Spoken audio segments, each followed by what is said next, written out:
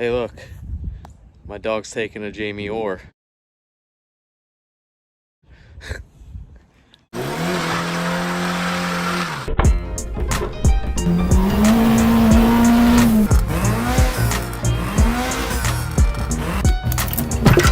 Who's there? Connecting rod. That's good.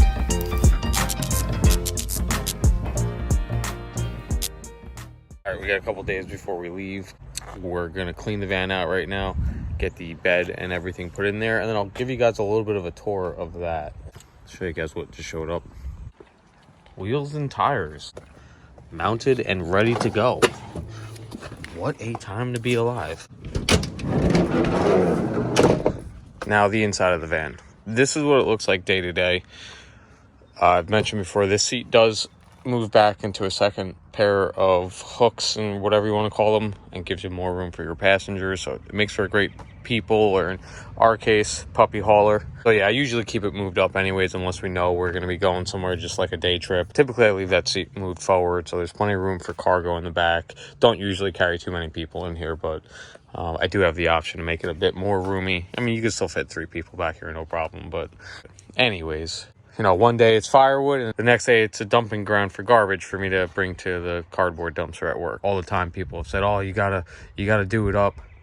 You gotta put shag carpet and stuff and do some cabinetry work in here. No, I need this van to work more often than I need it to sleep in. I do hope I can own a second van one day to have like a whole crazy permanent bed set up in there, but for now I need it to be a multi-purpose vehicle, and it does that. This is pretty much what she looks like most days during the week. When I'm putting it to work, usually have some crap in the back, and when we want to go away for a few days and sleep in it, we turn it into this. It ain't much, but she gets the job done, man. This van has been one of my favorite purchases ever. It's just so versatile.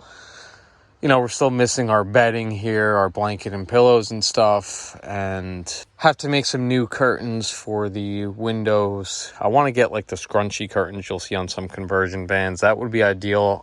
I mean, now that I know how to sew, I could pretty much make them myself. So maybe we'll do the same thing. We'll just do snap button curtains. We'll see. Thought about just limo tinting the whole van, but I really do like the fishbowl look, so we're gonna leave a fishbowl. This is a canopy that straps onto the side of the van. I'll overlay a picture here right now to show you what it looks like, but once we're actually on the trip, I'll take a video for you guys and show you the actual full setup when we're parked and hanging out. We've got the second battery and the inverter, so we've got full power, and we can use it for stuff like the lights or a coffee maker and not rely on the van's main battery, because that's got an isolator over there to separate it from the main battery. Whole sound system hooked up primarily to that second battery as well, so when we're hanging out, we're not draining the main battery for the van. Shout out to Adam Larson for hooking me up with this bed frame, by the way. He made this for his pickup truck, and it separates. You've got this main carpet covered piece of plywood, and it has like the plastic industrial Velcro that attaches it to this frame, so I can put all this whole setup in by myself. And then, you know, underneath we've got room for storage, so I've got one of the spare tires for the trailer, and then behind that are the lawn chairs, and then around back here we've got room for our main toolbox, 2 bags of tools and kind of repair stuff like safety wire and duct tape and RTV, all that good stuff. Got our lawn chairs that fit underneath there. Said it before and I'll say it again, brown sugar fucks. Ended up having to do wheel bearings on this because I went to take the wheels off to put the new wheels on. Figured I should pull these apart and repack the bearings regardless. And when I pulled them apart, they weren't in the best shape. I repacked them anyways and tried to shove them in there, and we're still getting some. You might not be able to hear it too well through the camera, but it's a little bit of a groaning noise. It just doesn't spin as freely and quietly as it should.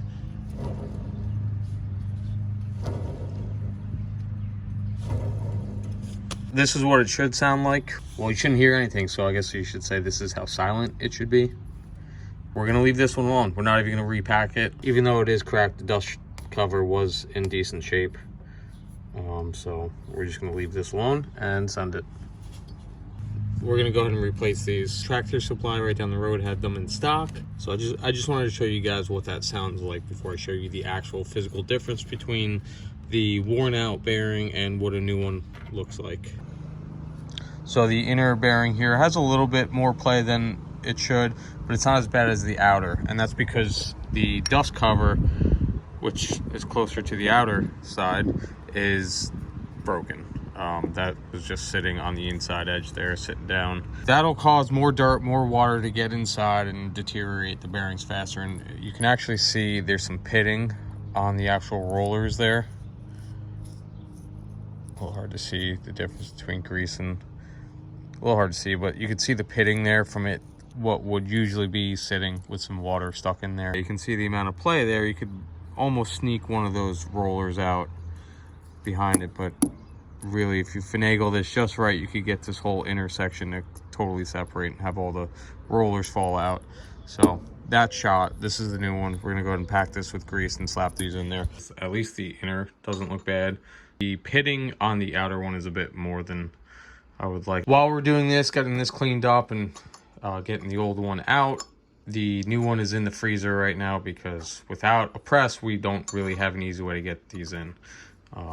I know the right thing to do is to have these pressed in, but we do not have a press and we're kind of tight on time. Getting the old race out is actually pretty easy without a press. All you need is a decent punch with a good square edge on it and a decent purse. You slowly tap it out, you work the edges around. You can see the other race is still in there and you could just barely get the lip of that. And you want to be careful because you don't want to go chewing up the hub and marring that up. Slowly work that out, no problem. Now putting the new one in is a bit more delicate of a process without a press, and that's because you want a socket or a pipe big enough to catch the race itself, but not too big that it gets pressed into the hub as well. But the solution is actually very simple. The only other tool that you're gonna need aside from your purse and your punch, you just take your old race, give it a little bit of massaging from your bench grinder as the sloppy gods would have it, and you're good to go. You have yourself a nice new free 99 bearing race install kit.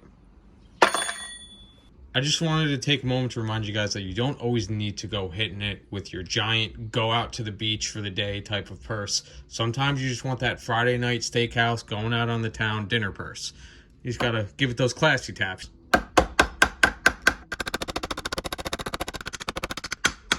Don't forget to spit in her mouth if she's into that.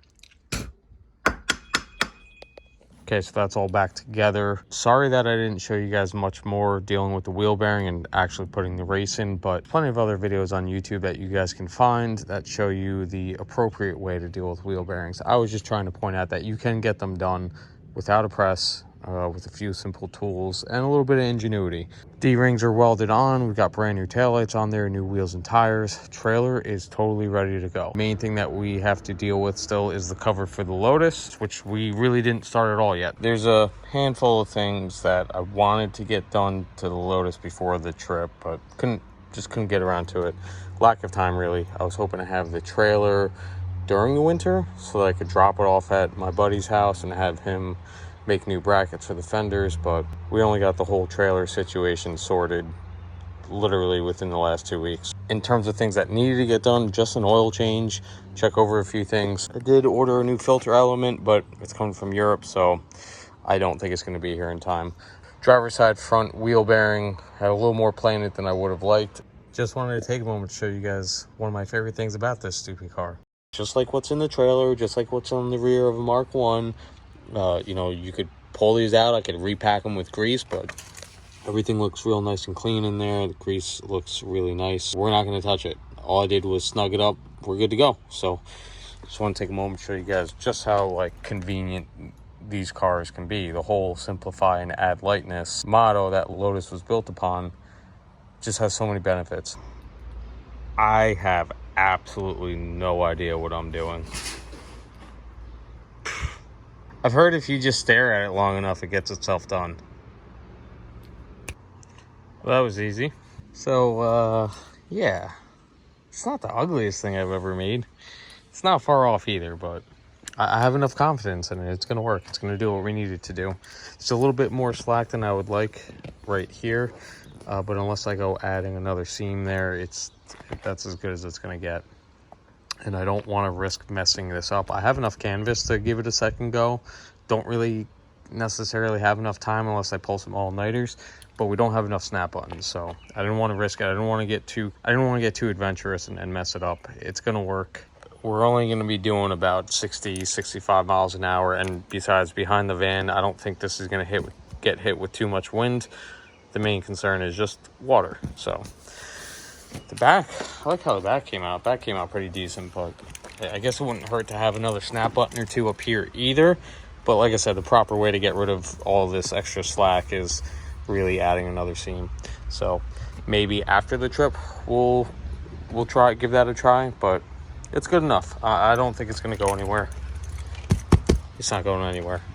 Definitely learning experience. Didn't quite have enough time to do the bimini top like I was hoping. At least I know what I'm getting into when I go to tackle that, and I'd rather take my time. I want that to be something nice. You know, this is only going to be on when it's in the rain on the trailer. You know, the bimini top is something that will be on when we park. On a long, bright, sunny day, that'll be on all the time, and people will see that. So, you guys ever play Mario Party 1, and you have to, like, cut out the shape of, like, the ghost?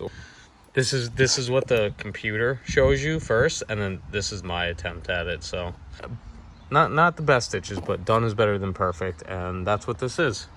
Done. See you guys in Helen.